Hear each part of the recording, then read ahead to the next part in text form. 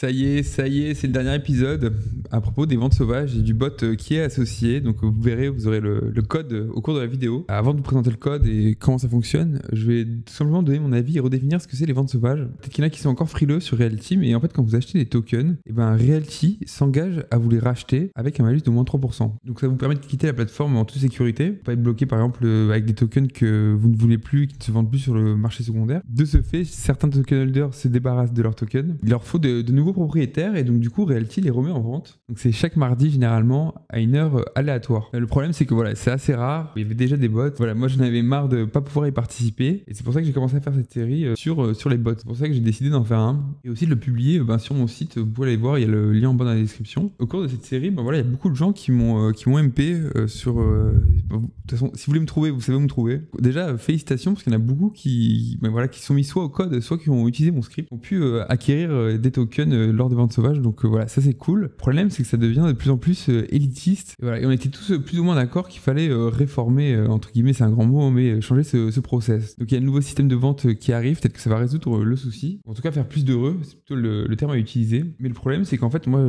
il n'y a plus de hype, tout simplement. Comment j'ai connu Realty, entre guillemets, c'est sur Twitter, des gens qui partageaient tout simplement leurs screenshots avec waouh, j'ai eu ça. Parce qu'à l'époque, les ventes sauvages de souvenirs, elles duraient 2 ou 3 heures. Hein. Les tokens ne partaient pas si vite. Et chose que je ne vois plus actuellement sur Twitter, je vois plus de screenshots de personnes qui ont dit ah, j'ai chopé ça. Bien sûr, c'est mon parcours, comment j'ai embarqué sur le site Realty. Et en fait, ça se ressent dans les chiffres. Donc voilà, là, on se retrouve sur le site de EHPST. Alors, je sais pas comment ça se prononce, peut-être que ça se prononce EPST.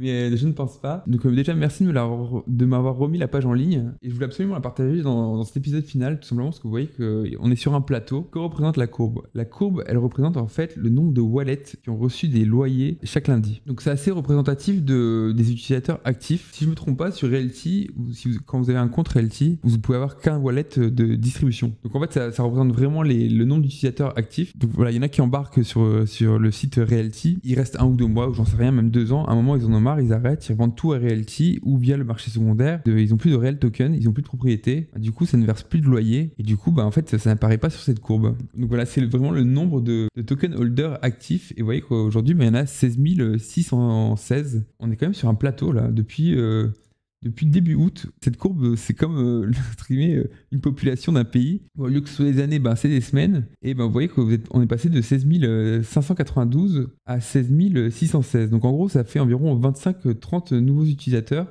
entre début août et fin novembre, qui fait environ 3 mois. Et c'est pas juste depuis 3 mois, c'est un plateau qui est beaucoup plus long prononcé, tout simplement parce que c'est les wallets qui ont reçu des loyers. Quand vous arrivez sur Realty, vous achetez un token, généralement il y a 2 ou 3 mois, je prends l'hypothèse que c'est 2 mois, donc c'est à dire que depuis début juin, depuis le 6e mois de l'année, on est au 11e actuellement, il n'y a pas eu de nouveaux utilisateurs où nous prévoyez que des plateaux, il y en a eu, donc rien de grave, mais celui-là il commence quand même à durer. Et peut-être, comme je vous ai dit, peut-être qu'il y a un décalage, peut-être qu'il y a beaucoup de gens qui sont arrivés en septembre, mais voilà, peut-être qu'ils sont que sur les propriétés qui verseront des loyers en décembre, à voir. Pareil, hein, si je vous montre ça, c'est pas pour dire Realty ne grossit plus ou quoi. Je pense qu'ils savent très bien gérer leur business. De toute façon, il n'y a rien de pire que quand vous êtes en train de faire un truc, vous êtes spécialiste et qu'il y a quelqu'un derrière vous qui dit ah, tu devrais faire comme ça. Et pareil, peut-être que Realty essaye de développer la zone du Middle East, du Moyen-Orient, tout ce qui est Dubaï ou autre. Ils veulent s'adapter aux lois de la finance islamique. Que voilà, ça peut se comprendre, hein. Il y a des gros millions qui arrivent. À chaque fois, ils prennent un pourcentage, c'est génial. Que si vous regardez cette chaîne, vous aimez la tokenisation, c'est quelque chose qui vous tient à cœur. Il y a de plus en plus de gens qui arrivent tout simplement, qui découvrent cette technologie. Voilà, et pas pour avoir entre guillemets des frères tokens. Non, voilà, la tokenisation c'est quand même un petit truc c'est quand même assez techos. Même si vous, avec un compte Google, vous pouvez connecter au site realty.co, utiliser le walletless. Voilà, c'est des tâches à exécuter qui sont pas si simples pour entre guillemets la ménagère de 50 ans.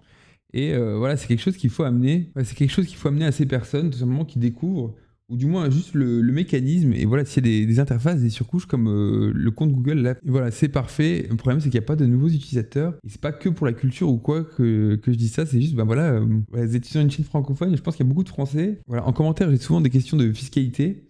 Voilà, si on veut quelque chose qui soit entre guillemets adaptable, facile d'utilisation, ça passe aussi par ces questions par exemple de fiscalité, pour que les gens se posent pas de questions. Le problème, voilà, tant qu'il n'y a pas de nouveaux utilisateurs, ça ne fait pas poids tout simplement dans le paysage politique. La demande ne sera pas assez forte et sera sûrement, par exemple, esquivée par les politiques. De toute façon, c'est pas compliqué, hein, genre, Si tout le monde veut ça, ils font quelque chose. Si personne ne le veut, rien ne bougera.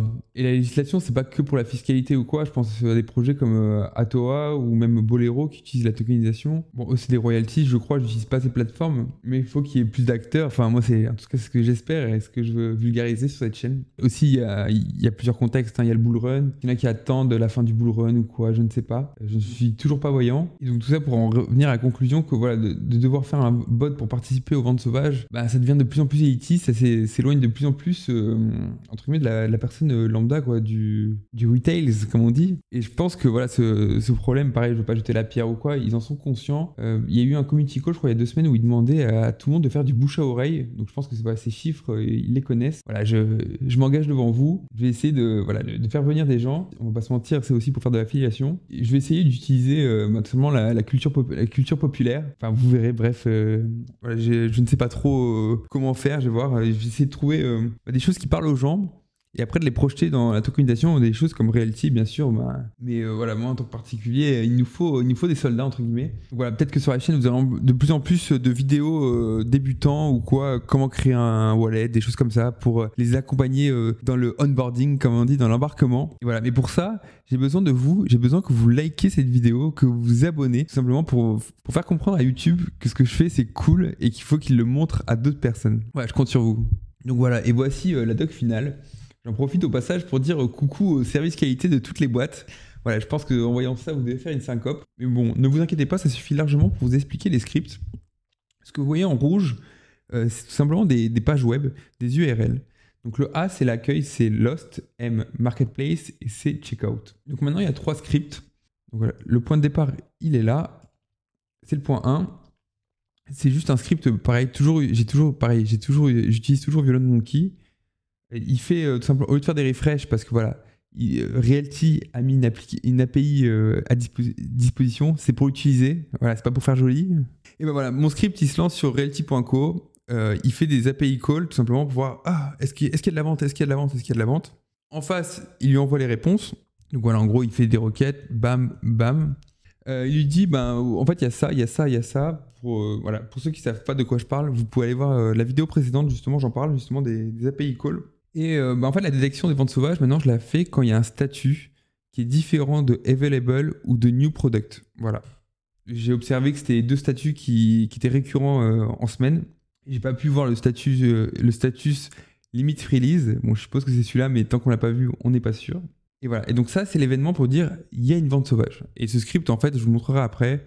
Une fois qu'il a détecté la vente sauvage, il fait juste une redirection. Hop, voilà. Là, c'est OK. Vente sauvage. Redirection vers la marketplace. Donc c'est redirigé vers la marketplace. Là, le script, il a été simplifié. Pareil, il n'y a plus de refresh. Et je prends comme hypothèse de base que voilà, si on arrive sur marketplace, ça veut dire qu'il y a des produits à acheter. Donc on suppose qu'il y a des ventes sauvages. Et pareil, comment choisir les tokens, c'est toujours le yield. Je pense que c'est ce qui vous intéresse le plus. Et là, pareil, ça va tout filtrer sans savoir si c'est des limites release ou pas. Il n'y avait pas de 10%. De toute façon, vous l'avez vu la semaine dernière. Quand il dit 10%, ça part vite, c'est surchargé. Et pareil, voilà, c'est du classique. Ça ajoute les tokens avec une limite. Donc j'ai pas pu résoudre jusqu'à la fin. Mais en gros, quand vous faites des requêtes fetch pour ajouter au panier, c'est asynchrone, tout simplement, le temps que le serveur en face vous réponde. Bon, ça fait le travail. Voilà, vous aurez peut-être un petit token bonus. Donc prévoyez ça. Et au pire, si vous ne le voulez pas, vous avez juste à mettre un token moins 1. Par exemple, vous voulez 4 tokens, vous mettez 3. Et voilà, vous aurez vos 4 tokens. C'est un peu la débrouille, mais ça suffit largement. Et là aussi, toujours pareil, une fois que c'est ajouté au panier, donc il va sur la marketplace, et il redirige vers checkout. Pareil, checkout, je vais pas en reparler, j'en ai fait une vidéo cette semaine. Quelque chose de simple qui valide la transaction et qui finit. Et enfin, checkout, il vous redirige vers une page finale. Alors, je l'appelais finale, mais c'est pas finale. C'est normalement, il y a le transaction ID dans l'URL. J'ai plus le nom exact, mais bon, voilà, la transaction ID, vous pouvez jouer avec tout simplement en mettant un étoile. Et en prenant le préfixe et le suffixe. Et si vous voulez faire des ventes sauvages à l'infini, et en fait, une fois que vous êtes sur cette page, vous vérifiez que c'est OK. Et vous redirigez vers la page d'accueil. Et voilà, ça fait une boucle en continu, en continu. Donc voilà, ça c'est par exemple le schéma que vous pourriez par exemple utiliser pour Thanksgiving. Alors pour ceux qui ne savent pas ce que c'est Thanksgiving, tout simplement c'est l'arrivée de Christophe Colomb, je crois, qui est célébré. Au Québec, ils appellent ça la Sainte Activation. L'occasion pour moi de vous rappeler que vous pouvez activer la news display jusqu'au 30 novembre pour avoir 10 € offerts pour ceux qui l'ont commandé. Ah, vous l'avez pas vu venir celle-là, je pense. Hein. Donc voilà, il y a Thanksgiving. Vous pouvez, moi, si je devais participer à Thanksgiving, c'est le schéma que je ferais. Voilà, c'est juste un script. Je pense que vous parlez à ChatGPT, vous le faites facilement ce script. Donc ces 3 scripts seront sur mon site baptistou.com, le lien dans la description. Si vous voulez aller les récupérer, voilà, bien sûr, copier-coller. Vous activez les scripts, vous les désactivez quand vous ne voulez pas les utiliser pour pas surcharger la marketplace ou quoi. Et ça passe très bien. Voilà, je vais aller vérifier mes scripts et on va faire une petite démonstration. Et vous voyez que j'en ai fait des tests avant. Redirect, Market Selector et... Voilà, ok, parfait. Voilà, je me connecte à realty.co. Pareil, donc du coup là, pour simuler, tout simplement, ça va prendre du Pinot Alto, du Panama, parce qu'il n'y a que ça actuellement sur la marketplace. Donc voilà, là c'est sur realty.co tout court. Ça fait des requêtes API. Moi je les affiche pas, j'ai juste printé des logs. RAS. Tous les produits ont un statut attendu available ou new product. Voilà, l'occasion pour moi de vous montrer en fait dans cet épisode final. Voilà, c'est pas que mon avis, c'est aussi pour vous montrer que je suis parti d'une feuille blanche. J'ai recréé tout simplement un environnement de test et c'est ce qui m'a permis de valider. Il n'y a pas de redirection tout simplement parce qu'il n'y a pas de statut limited release ou autre. Donc voilà le script. Le script a été ultra simplifié. Vous voyez qu'il y a un mode de test. Là, je suis en false, donc c'est-à-dire que je suis en mode de production. Je teste sur le site realty.co. Ben voilà, c'est pour ça qu'il ne se passe rien. Donc là, maintenant, je vais le mettre à true. Voilà, j'enregistre. Aussi, voilà, j'en ai pas parlé aussi dans la dernière vidéo, mais les calls API, normalement, vous pouvez les faire que toutes les 60 secondes ou autres, ou 30 secondes. Mais après, quand vous allez trop bas, vous avez des erreurs 403, tout simplement c'est les serveurs qui disent juste réessaye plus tard. Hein. C'est pour pas qu'ils soient spammés en continu. Et vous voyez qu'il n'y a rien de spécial. Voilà, je vais vous mettre aussi le site, mais peut-être que voilà, il y a des statuts un peu nouveaux qui vont apparaître et qui ne vous intéressent pas. En fait, c'est tout simplement à la ligne 38, vous aurez juste à rajouter tout simplement la valeur du statut, ce que vous ne voulez pas, avec voilà, une balise OU, pour ceux qui ne connaissent pas le code. Voilà, ça c'est du OU. Et quand il y a un point d'exclamation, généralement, c'est pour dire différent. Donc en fait, là, je détecte un produit. Quand le produit est available ou new product, ça devrait faire 1, true. Sauf qu'il y a le point d'exclamation avant, ça fait false. C'est-à-dire qu'en fait, c'est pas ces 2 cas qui sont sélectionnés, c'est tous les cas qui sont différents de available ou produit. Et voilà, ça passe en vente sauvage. Je fais une simple redirection vers l'URL de redirection. Et pareil, s'il n'y a rien, je fais un slip, je rappelle en récursif. Ah, là, c'est pour flex. Hein, voilà, le récursif, c'est juste que quand vous êtes dans une fonction, et dans cette même fonction, vous rappelez la fonction.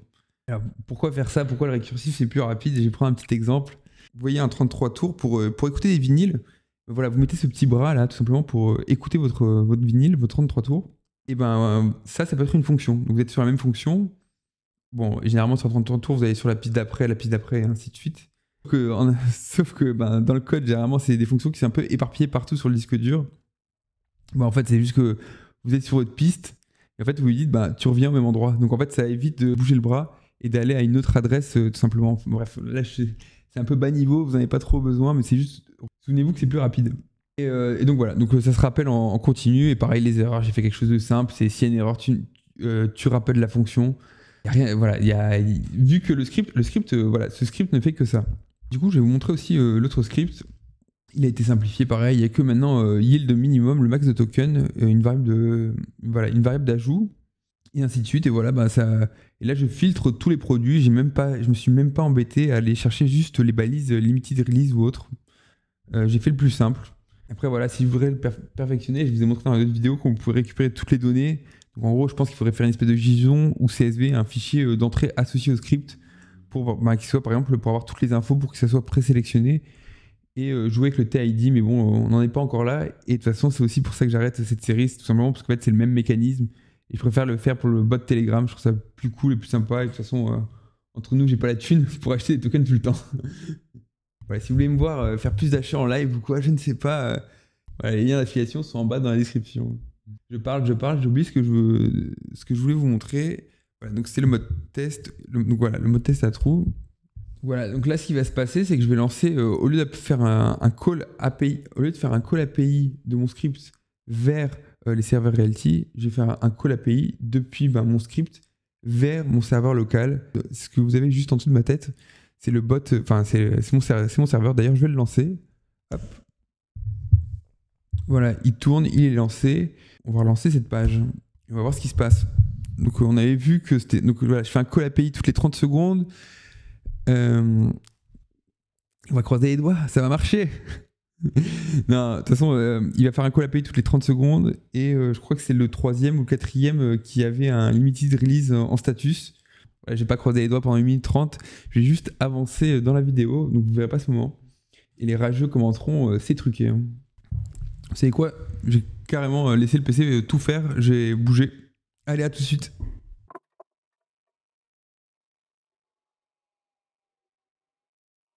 Yo, yo, yo. Bon, voilà, vous voyez que j'étais pas dans le PC et en fait, tout simplement, ça m'a redirigé vers le checkout. Et voilà, bien sûr, j'ai désactivé le checkout. J'arrête de spammer Realty. C'était juste pour vous faire la démonstration. Je désactive tout. Voilà, je désactive tout pour être tranquille. Donc voilà, le code est disponible sur mon site baptistou.com.